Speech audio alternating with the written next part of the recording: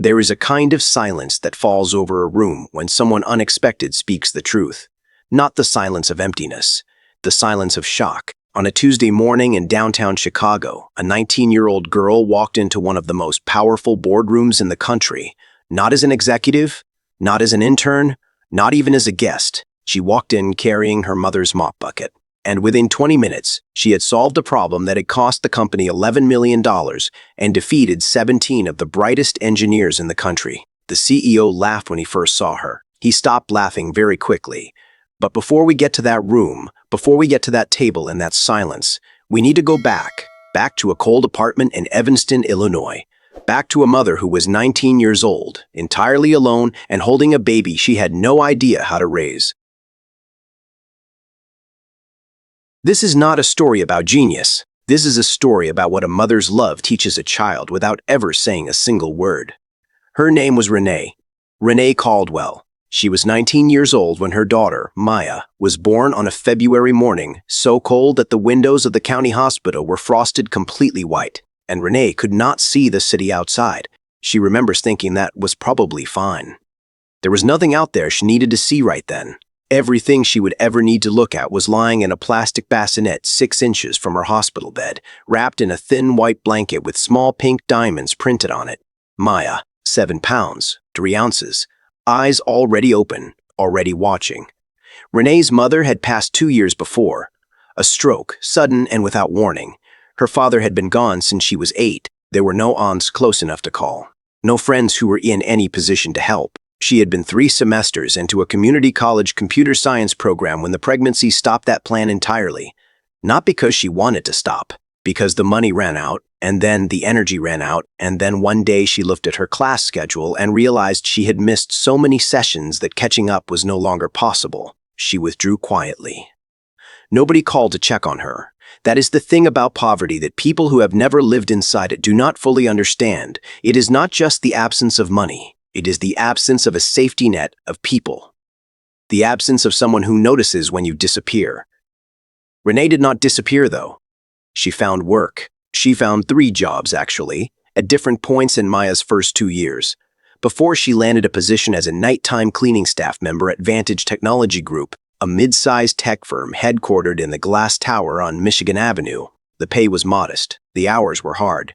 She worked from 9 p.m. to 3 a.m. 4 nights a week, then came home and slept for 3 hours before Maya woke up. She paid a neighbor, Mrs. Okafor, $20 a night to sleep on their couch and listen for Maya. $20 was a sacrifice. Renee made it every single time without complaint. The apartment they lived in was a 1-bedroom on the 3rd floor of a building that had a broken elevator from October through April every single year. The radiator hissed and clanged through the night. The carpet in the living room had a water stain in the shape of something that might have been a map of South America, and Maya, when she was 4, decided it actually was a map of South America and spent a full afternoon drawing tiny cities on it with a red crayon. Renee did not get angry about the crayon. She sat down on the floor next to her daughter and asked her what she would name the capital. Mayaville, said Maya without hesitation. Renee laughed so hard she cried. It was the first time she had laughed like that in several months. That laugh, that one unguarded, helpless, real laugh, was something Maya filed away somewhere deep inside herself. She did not have the language for it then, but she understood, even at 4, that she had given her mother something, that her brain, her curiosity, her small ridiculous ideas, had the power to reach across all of her mother's exhaustion and produce something that looked like joy. She decided, very early, to keep doing that. Renee's routine at Vantage Technology Group was simple. She arrived through the service entrance at the back of the building. She signed in with the overnight security guard, a quiet man named Gerald who always had a crossword puzzle open on his desk. She collected her cart, mop, cleaning solutions, microfiber cloths, and industrial vacuum, and worked her way through the building floor by floor.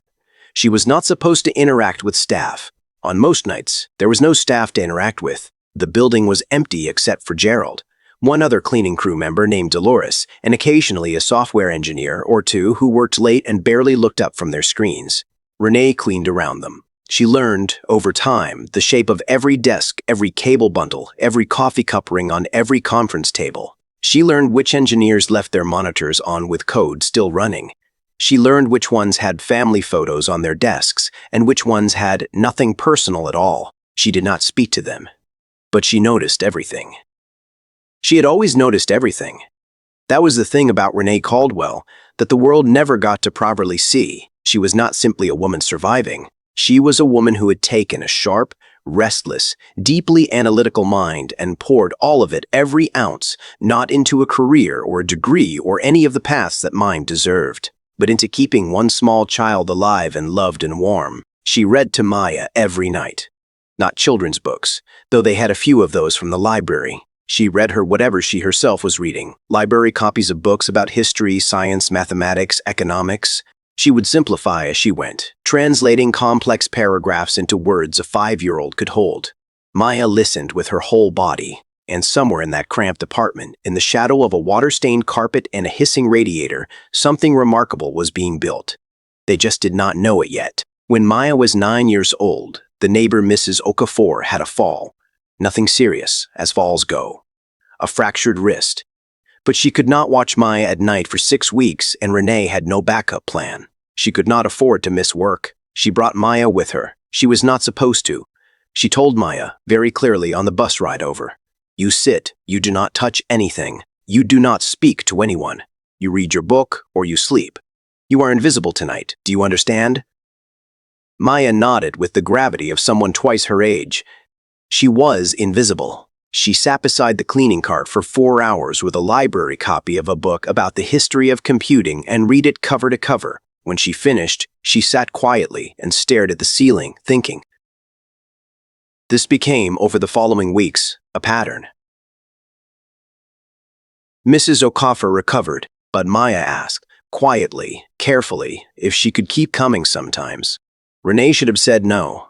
Instead, she said, "Only on Tuesdays. And you bring schoolwork." On Tuesdays, Maya came. She did her homework beside the cart. She watched her mother work. She began without being asked to help, handing Renee the correct cleaning solution before Renee reached for it, repositioning the mop bucket so her mother did not have to bend as far, anticipating the turns in the hallway before Renee made them. She learned the rhythm of the work the way some children learn the rhythm of music. But what she could not stop looking at were the screens. On the floors where the engineers worked late, the monitors were alive with code, with diagrams, with simulations she could not fully understand, but could not stop trying to. She never touched a keyboard. She never got close enough to cause concern. But she looked, and she remembered. One Tuesday night, when Maya was 11, one of the engineers, a young man named Patrick, who always had 3 empty energy drink cans on his desk by midnight, looked up and noticed her. He did not say anything for a long moment. Then he said, "Are you reading my screen?" Maya, who had been told to be invisible, said nothing. He looked at what was on his screen, a block of Python code he had been debugging for 2 hours, and then looked back at her. "Do you know what that is?" he asked. A pause. "It's a loop," said Maya. "But the indentation on line 47 is off by 1 space. That's probably why it's not running right." Patrick stared at her. Then he looked at line 47. Then he fixed it. The code ran. He turned back around in his chair very slowly and looked at this 11-year-old girl sitting on the floor beside a mop bucket. "How do you know Python?" he said. "I don't," said Maya. "I just read a book about it." Patrick did not report them to building management. Instead, the following Tuesday, he left a book on top of the cleaning cart. Introduction to Algorithms, 3rd edition. It was a college textbook. Maya read it in 11 days. She left a handwritten note on Patrick's desk that said, "Chapter 9 has a typo on page 344. The formula is missing a subscript. I thought you should know." Patrick found the note at midnight. He checked page 344. She was right. He told no one. He did not know what to do with what he had seen. But he kept leaving books, and Maya kept reading them. And Renee, who had noticed all of this from the corner of her eye while mopping floors, said nothing either. Because she understood something that did not need to be spoken. She had poured herself into this child like water poured into good soil. And something was growing. She did not need to name it. She did not need to announce it. She just needed to keep showing up. So she did. Every night. With her cart. With her daughter. With the quiet, ferocious dignity of a woman who had decided a very long time ago that the world's opinion of her circumstances would never be allowed to become her daughter's ceiling. The years moved the way hard years do, slowly while you are inside them, and then suddenly gone when you look back. Maya grew. She got tall. She got quiet in the way that very intelligent people get quiet. Not withdrawn, but internal. Always processing, always watching. She won a full scholarship to a public magnet high school on the north side of Chicago when she was 13. She tested in with the highest math score in the program's 12-year history. Renee, when she got the letter, sat down on the kitchen floor and pressed it against her chest. She did not cry. She just breathed. In and out. In and out. "Thank you," she said. To no one visible, "Thank you." The call came on a Thursday. Maya was 17 years old and in her junior year of high school when Patrick, the engineer who had once left textbooks on a cleaning cart, sent her mother a message through the building's internal staff messaging system, which Renee technically should not have had access to but had been given a login by Gerald the security guard years ago because he liked her crossword puzzle suggestions. Patrick had been promoted. He was now a senior systems architect at Vantage Technology Group. And Vantage had a problem. A serious problem. They had been developing a logistics optimization system, a piece of software designed to coordinate supply chain routing for 3 of their largest corporate clients. The system had a flaw, not an obvious flaw. Not a flaw anyone had been able to locate in 8 months of searching, despite bringing in 2 external consulting firms and running the algorithm to every diagnostic tool available. The flaw showed up only under very specific combinations of variables. It caused the system to reroute shipments in a pattern that, over time, created cascading delays. The cumulative financial damage to their clients had crossed $11 million. The CEO, a 28-year-old named Daniel Hurst, who had built the company at 22 and had since developed a reputation for being both brilliant and casually unkind to people he considered beneath him, had publicly told his engineering team that whoever fixed the problem would receive a substantial bonus, and whoever didn't need to start updating their resumes. Patrick, who had never stopped thinking about the 11-year-old girl who spotted a Python indentation error from across a room, sent Renee a message. "I know this is unusual. I know how this looks, but I have seen what your daughter can do, and I have run out of people to ask. Would she be willing to look at it?" Informally, off the record. She wouldn't need to come in. I could send her the documentation. Renee read the message 3 times. Then she showed it to Maya. Maya read it once. "When can I see the full system architecture?" she said. Patrick sent the documentation that evening. 312 pages of technical specifications, system maps, algorithm documentation, and error logs. Maya read through the night. She did not sleep. At 4 a.m., she made a cup of tea in the kitchen and sat back down. At 6:15 a.m., she walked into her mother's room, where Renee was getting ready for a morning cleaning shift at a different building. She had added a second job the year before. "I think I know what it is," said Maya. Renee turned from the mirror. "Are you sure?" "No," said Maya. "I want to see the live system. I can't be sure from documentation." Renee was quiet for a moment. "Then we'll go see the live system," she said. This was not as simple as it sounded. Renee was not an employee of Vantage in any meaningful sense. She worked for an external cleaning contractor. She had a staff access badge that allowed her into certain areas of the building during cleaning hours. She had no authority to bring her daughter into a secure server room, and she had no standing to present her daughter's theory to anyone in management. Patrick arranged a meeting. Informally, he called it. He booked a small conference room for a Saturday morning, told building security that he was conducting an internal review session, and told Daniel Hurst's assistant, almost as an afterthought, that there would be a new perspective brought in that weekend. He did not specify what that perspective was. He knew if he specified, the answer would be no. So Maya and Renee arrived on a Saturday morning through the service entrance, the way they always had. Renee had her badge. Maya had her folder, a manila folder with 47 handwritten pages of notes, diagrams, and what she believed was the location of the flaw. They rode the elevator up. Renee stood straight. Maya stood straighter. Daniel Hurst did not know there would be a child in the room when he walked in, late, coffee in hand, irritation already visible on his face, and saw Maya standing at the end of the conference table in a school uniform and worn sneakers with a manila folder in her hands, and Renee standing beside her in a gray cleaning uniform. He stopped walking. He looked at Patrick. "What is this?" he said. Patrick began explaining.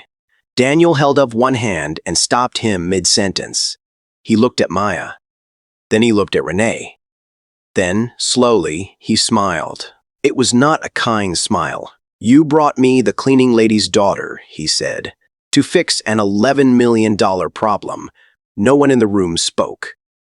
"Patrick," said Daniel, "I like you, so I'm going to assume this is a joke and give you until Monday to bring me something real." He turned to leave. Maya spoke. Her voice was even, not loud, not aggressive, but absolutely clear.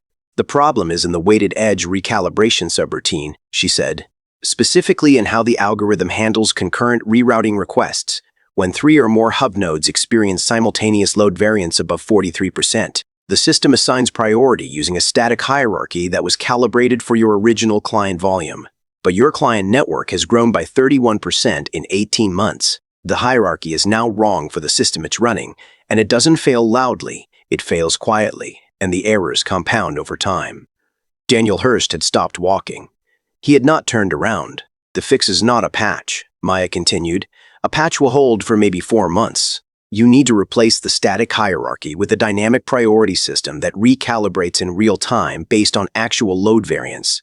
I've written out the revised logic. It would take your team approximately 3 weeks to implement correctly if they start from my notes." She set the manila folder down on the table. "I've also flagged 2 secondary vulnerabilities in the authentication layer that aren't related to the current problem but will become problems within the next 6 to 8 months. Those are in the back of the folder." The room was completely silent. Daniel turned around. He looked at her for a long moment. Then he looked at Renee, who was standing very still with her hands clasped and her eyes steady. He walked to the table. He picked up the folder. He sat down. The room stayed silent for a very long time while he read. The engineers around the table exchanged glances. Patrick looked at his own laptop screen. Renee did not move. Maya stood at the end of the table with her hands at her sides and waited.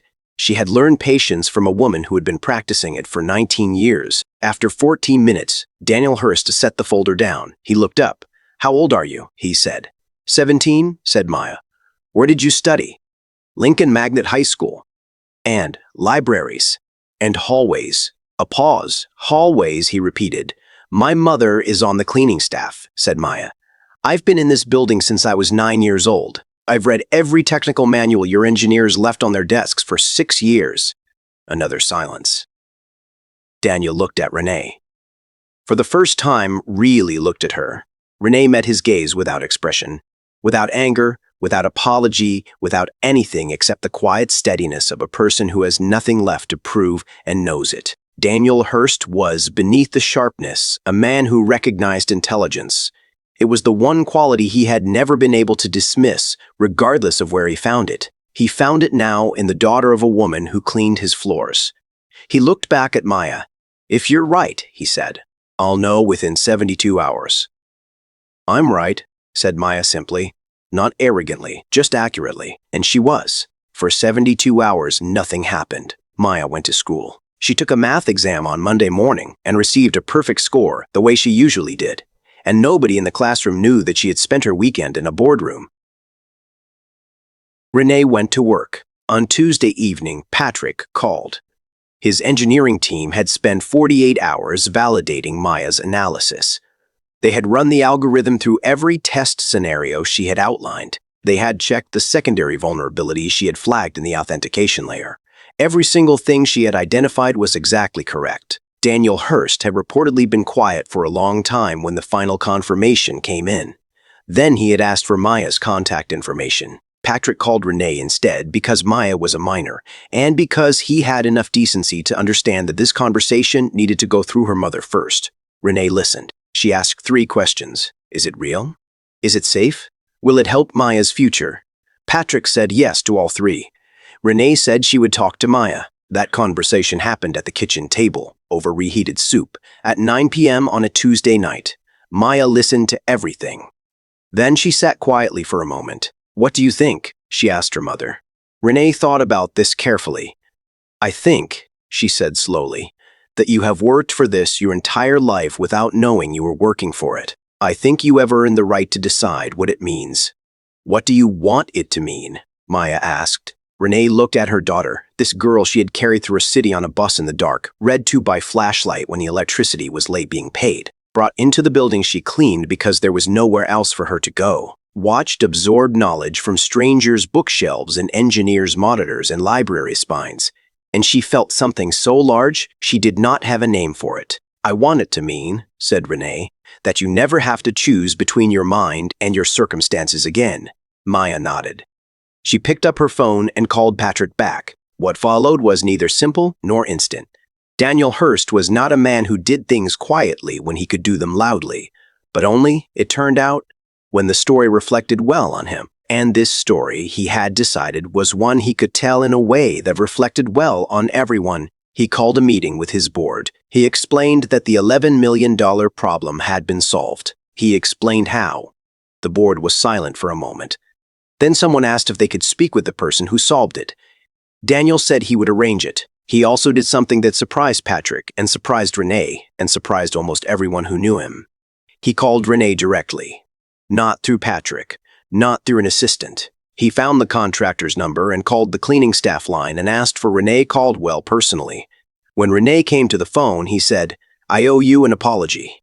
Renee said nothing. "I was dismissive," he said. "I was unkind. I judged your daughter before she had spoken a single word, and I judged you, and I was wrong. I want to apologize directly." A pause. "Thank you," said Renee. "I'd like to meet with you both," said Daniel. Formally this time, with the proper offer on the table. Renee said she would discuss it with Maya. When she hung up, she sat down on the kitchen floor. Not because she was tired, because the ground felt like the right place to be for a moment. When the world shifted, she pressed her back against the cabinet and breathed. She thought about the bus at 5:45 in the morning.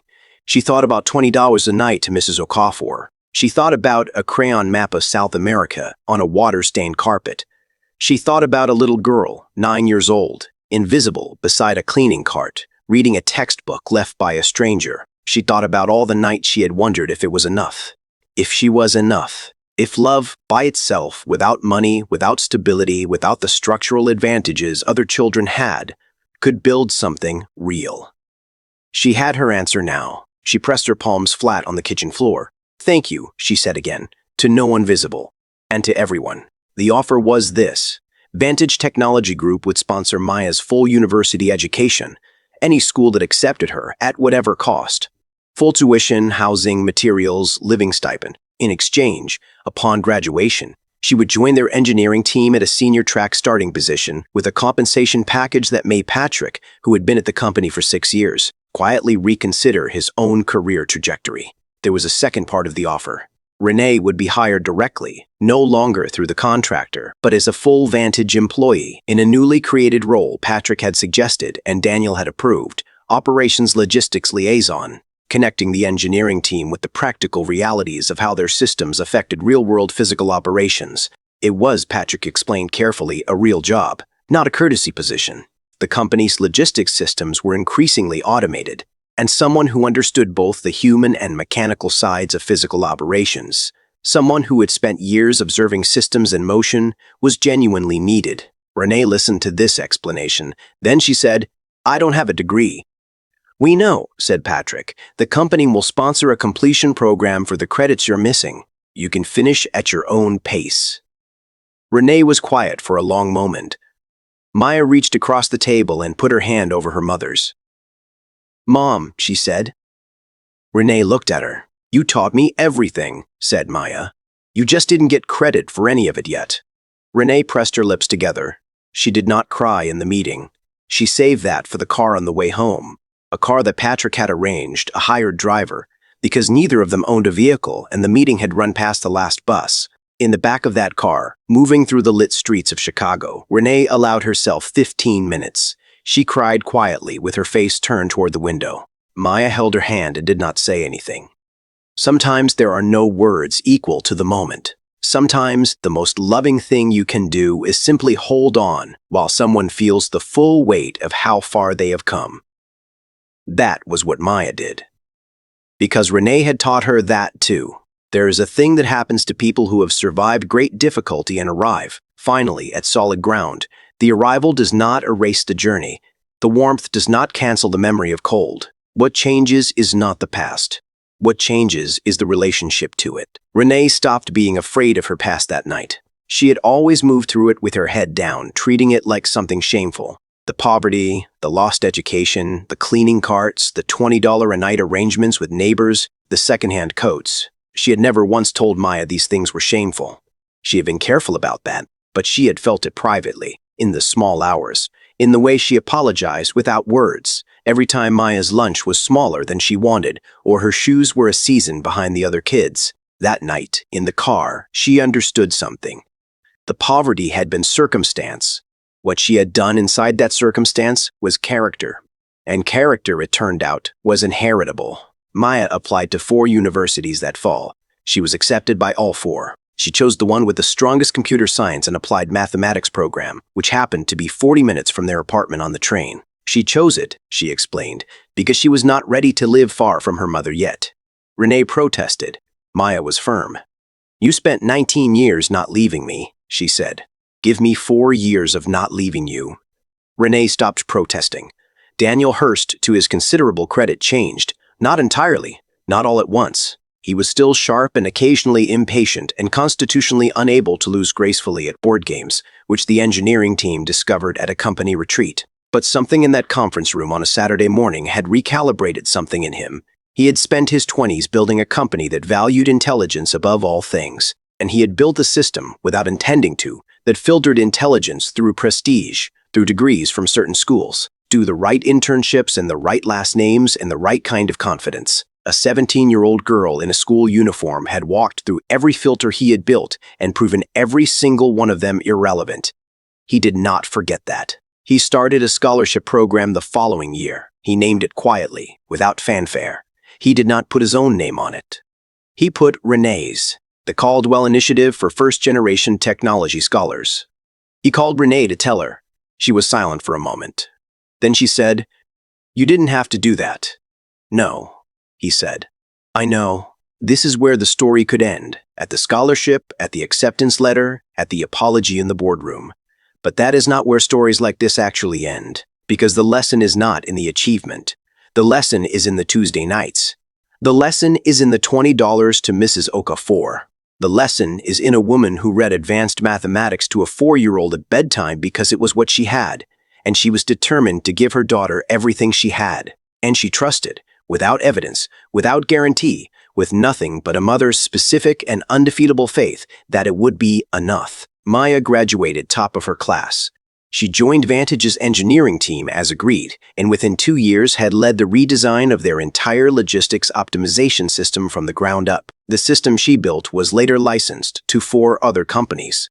The revenue it generated was significant. She negotiated her compensation with the careful precision of someone who had watched her mother calculate grocery budgets to the dollar and knew in her bones what numbers meant. She bought an apartment. She bought it in Evanston, close to the building with the broken elevator. Not in that building, but close. She told her mother, when she showed her, that she wanted to be able to see the neighborhood when she looked out the window. She wanted to remember. Renee stood at the window of Maya's new apartment and looked out. She could see from that window the corner where she used to wait for the bus at 5:45 in the morning with a baby strapped to her chest. She stood there for a long time.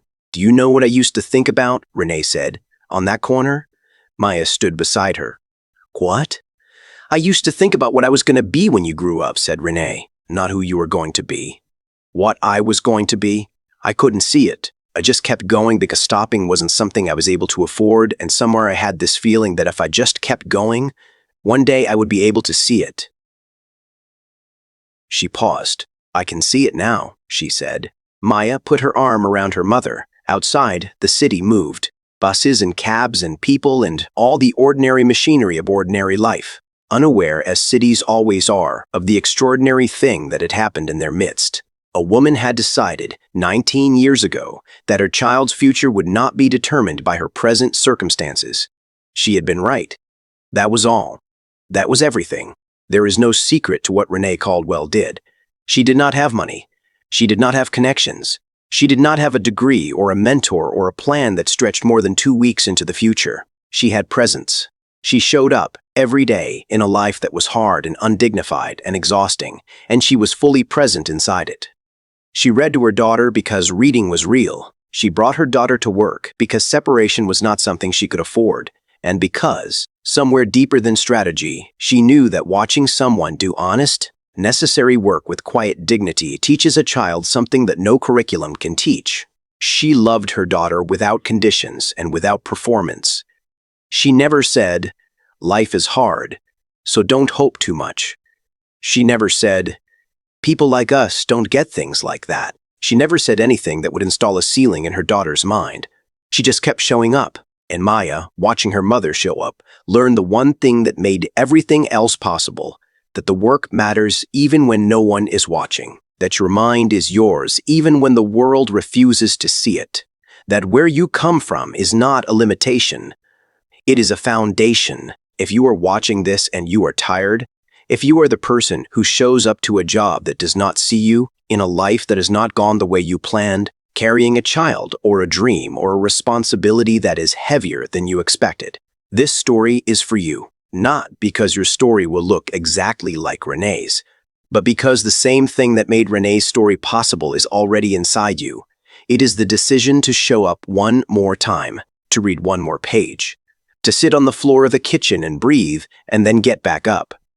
No one handed Renee Caldwell anything, but she handed her daughter the world, not by having it, but by never pretending it was out of reach.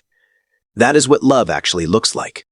Not grand and cinematic, small and daily, and absolutely unbreakable. If this story touched your heart, don't forget to subscribe to Unexpected Love Stories and turn on notifications, because the next story might change your perspective on love.